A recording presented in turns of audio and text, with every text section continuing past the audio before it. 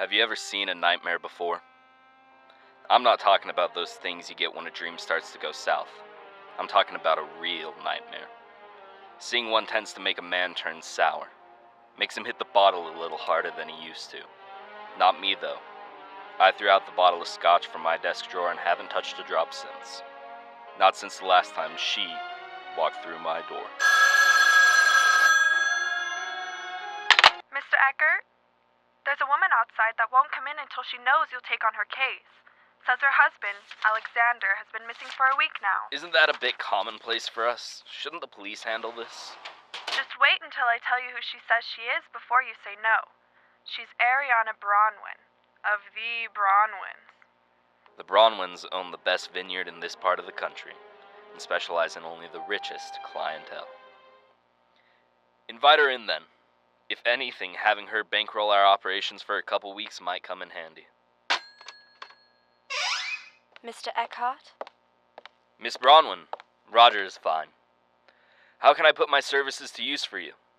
My secretary filled me in a bit before we let you in, but I would need more information to start my investigation.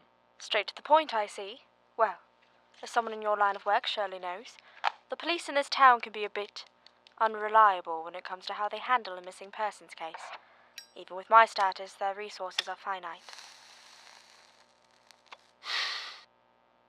My husband is a very important man, and if he isn't found soon, I fear the worst. It is my hope that someone with your reputation will be able to find him before the police can. Do you have any leads that would give me a better starting off point? Last I heard from him, he was overseeing a delivery of wine to our distributor for England at the shipyards. If you find him, there will be a bottle of 1900 Bronwyn, an especially good vintage, if I remember. A bit before my time, though. In it for you as a bonus to your regular fees. That's very generous of you, ma'am. I'll do my damnedest to find him for you. Thank you, Roger. I hope to hear from you soon with an update. It wasn't too long from when she'd left my room that I began to beat the pavement to find out where Alexander had ended up. The first place I decided to look would be the office of the shipping company that the Bronwyns used to ship their wines overseas. Mr. Williamson, thank you for meeting with me. I know how busy your schedule can be. I've been hired by Mrs. Bronwyn to locate where her husband is, and it is on good authority that you were one of the last people to see him. The last I saw of him was when his driver came to pick him and Frederick, the sommelier, after they had made sure the barrels were prepared for shipping.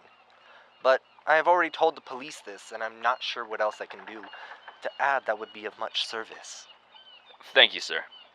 You've given me a direction to head in at least. I'll let you get back to work. Actually, Mr. Eckert, come to think of it, Frederick was acting a touch uncharacteristic compared to the other times I've seen him. How so? He seemed shell-shocked, like how our boys were when they came back from the war in Europe and Japan. I decided that my next plan of action would be to go question Frederick at the vineyard about what happened after he and Alexander left the shipping yard. It took me a while to find Frederick upon reaching the Bronwyns' vineyard, but when I finally found him, he was sealing a barrel of wine. Excuse me, sir. Are you Frederick the sommelier? Sir, I just have a couple of questions to ask you. Drop the hammer, sir. I was only doing what I was told. I loved him like a brother. Frederick died in my arms, and as he did so, I noticed 2 pinpricks on his neck when he expired. I pity him now knowing what he went through. I began to walk over to the barrel of wine that he was sealing up, and inside I found the body of Alexander Bronwyn, with his throat torn out and stuffed inside. The police responded to a call about the shot I fired off in the vineyard. I stayed to give them my statement, but while doing so, the medical examiner commented on the Brown-Stoker nature of the wounds on Frederick's neck. It was then and there that I should have realized the mess that I had gotten myself into with this case. It wasn't until the next day that Ariana came by my office. I'm sorry that I had to end up finding your husband like this, Miss Bronwyn. Deep down I knew this was most likely how this would end. I have no clue why Frederick would do this to him, though. They were so close, and he had never shown any hint of the savagery that my husband's body displayed. Will you share a glass with me to help keep his memory alive? To Alexander. Something has been bothering me about what happened, though. Frederick's last words were that he was doing what he was told to do.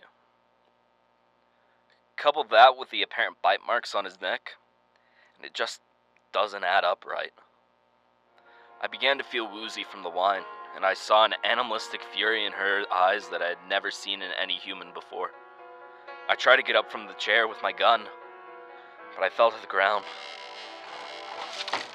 I was hoping he wouldn't talk, but one thing that I've learned over a century or two is that good help is hard to come by.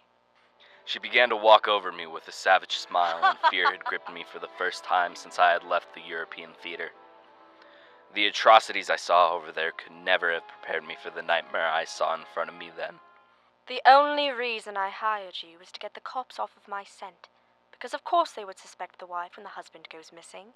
She would have the most to gain. It's a shame you learned too much at the vineyard. You are a handsome morsel. Too bad I'm going to have to do to you what I did to dear, sweet Alexander.